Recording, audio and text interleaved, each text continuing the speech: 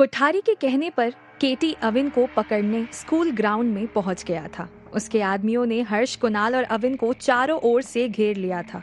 जब केटी ने अपने आदमियों को उन्हें पकड़ गाड़ी में डालने का ऑर्डर दिया तो हर्ष कुणाल के पीछे जाकर छिप गया। अविन उन गुंडों को देख मन ही मन सोच रहा था, तो कामेश से रहा नहीं गया। अपने कुत्तों को उसने टाइम से पहले ही भेज दिया। मुझे लगा ही था कि वो रात होने तक का वेट नहीं कर पाएगा। वहीं कुणाल ने केटी को घूरा और जोर से चिल्लाया, ओए, हु आर यू? केटी कुणाल के पास आकर खड़ा हो गया और उसे ध्यान से देखने के बाद बोला, अबे साले लूले, तू अपना मुंह बंद रख और चुपचाप गाड़ी में बैठ जा, वरना तेरा दूसरा हाथ भी नहीं बचेगा। केटी की ये बात सुन अविन को गुस्सा आ गया। उसने केटी से कहा, ओ कामेश के पालतू कुत्ते, मेरे दोस्त के साथ जबान संभाल कर बात करना वरना। लेकिन केटी ने अविन की बात काट दी और उसी को चाकू दिखाकर धमकाते हुए बोला, मुझे कुत्ता कहता है कमीने, इस चाकू से तेरी जबान काट डालूंगा। अविन पहले भी कामेश के गुंडों के हाथ की मार खा चुका था। वो केटी के हाथ में चाकू देख थोड़ा डर गया और पीछे हट गया। ये देख केटी जोर से हंसता हुआ बोला, बस हो गई बोलती बंद। अविन ने अपने डर को छिपाने की कोशिश की और बोला, तुम जैसे कुत्तों के भौंकने से मुझे डर नहीं लगता है। ये सुन केटी का गुस्सा 7वें आसमान पर पहुंच गया। उसने हर्ष की तरफ इशारा कर अपने आदमियों को ऑर्डर दिया, उस लड़के को इधर लाओ और उसके पैर तोड़ डालो।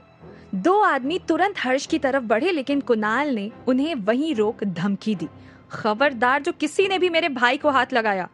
कुणाल की धमकी सुन केटी जोर से हंसा और बोला, अच्छा लूले, तो ये तेरा भाई है, तब तो इसकी टांगे हमें जरूर तोड़नी पड़ेगी, तभी तो लूले और लंगड़े की जोड़ी बनेगी।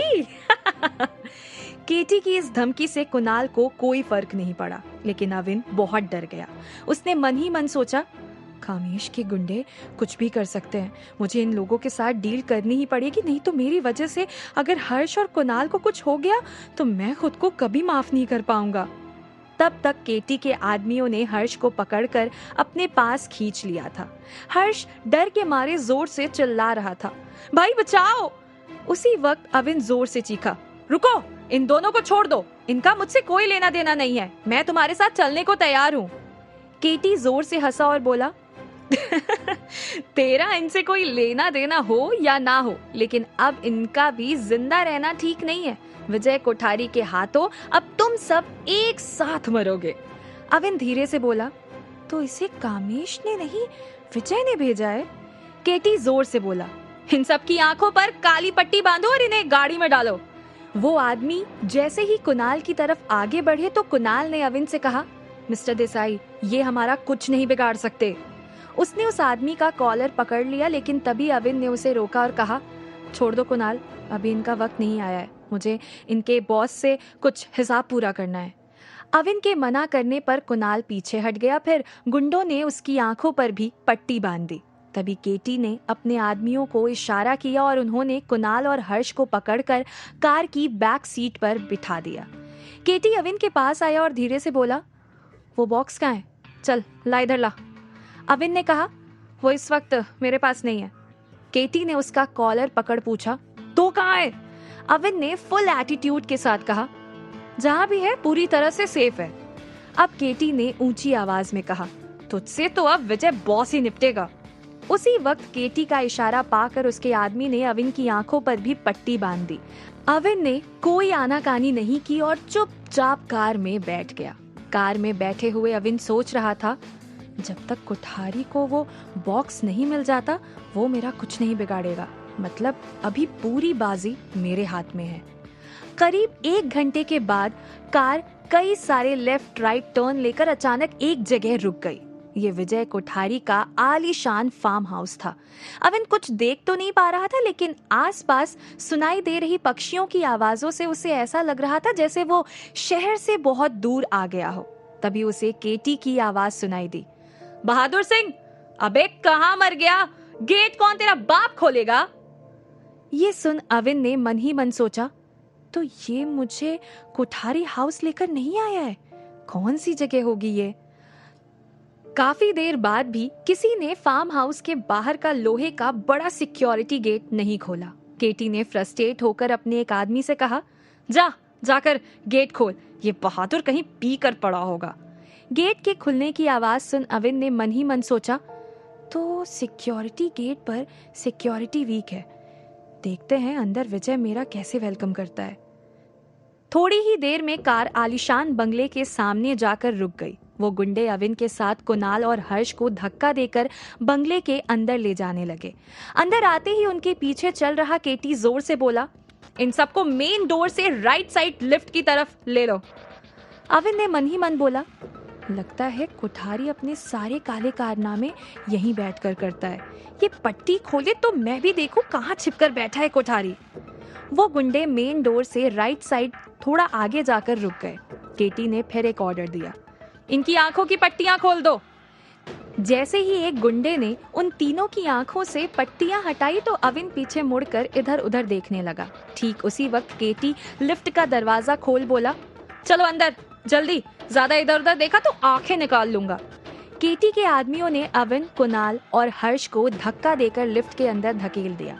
केटी ने बाहर से लिफ्ट का दरवाजा बंद कर दिया और लिफ्ट ऊपर चली गई। लिफ्ट के अंदर बहुत अंधेरा था। अविन बोला, ये कैसी लिफ्ट है, इतना डार्क है कि हम एक दूसरे को भी नहीं देख पा रहे हैं। तभी एक झटके के साथ लिफ्ट ऊपर आकर रुक गई, पर लिफ्ट का दरवाजा नहीं खुला था। अविन बार बार जोर से सारे बटन प्रेस कर दरवाजा खोलने की कोशिश करने लगा, पर कुछ नहीं हो रहा था। अंधेरे में उसे ठीक से कुछ दिखाई भी नहीं दे रहा था। तभी उसे किसी के हंसने की आवाज सुनाई दी। दरवाजा ट्रांसपेरेंट था। अविन ने दरवाजे के सामने की तरफ देखा तो वहां उसे हल्की सी रोशनी में किसी की परछाई नजर आई। ठीक उसी वक्त वहां बहुत से आदमियों के चलने की आवाज सुनाई दी। अविन अंधेरे में ठीक से कुछ देख नहीं पा रहा था। वो मन ही मन सोच रहा था, यहाँ कोठारी ने इतना अंधेरा क्यों कर रखा है। तभी वहां लाइट्स ऑन हो गई। अविन से कुछ दूरी पर विजय कोठारी बड़ी सी रिवॉल्विंग चेयर पर बैठा हुआ था। उसके राइट साइड केटी हाथ में चाकू लेकर खड़ा था और लेफ्ट साइड काले रंग का हैट पहना हुआ एक मोटा आदमी खड़ा था। उस आदमी ने अपने हाथ में एक स्टिक पकड़ रखी थी। विजय अविन की तरफ देख अजीब तरीके से हंस रहा था। ये देख अविन ने एक बार फिर से लिफ्ट का दरवाजा जोर से हिलाया। ये देख विजय के हंसने की आवाज और ज्यादा तेज हो गई। अविन इरिटेट होकर खुद से बोला, इस वॉलेट ने कैसे मुसीबत में फंसा दिया। तभी विजय अपनी जगह से खड़ा हो गया।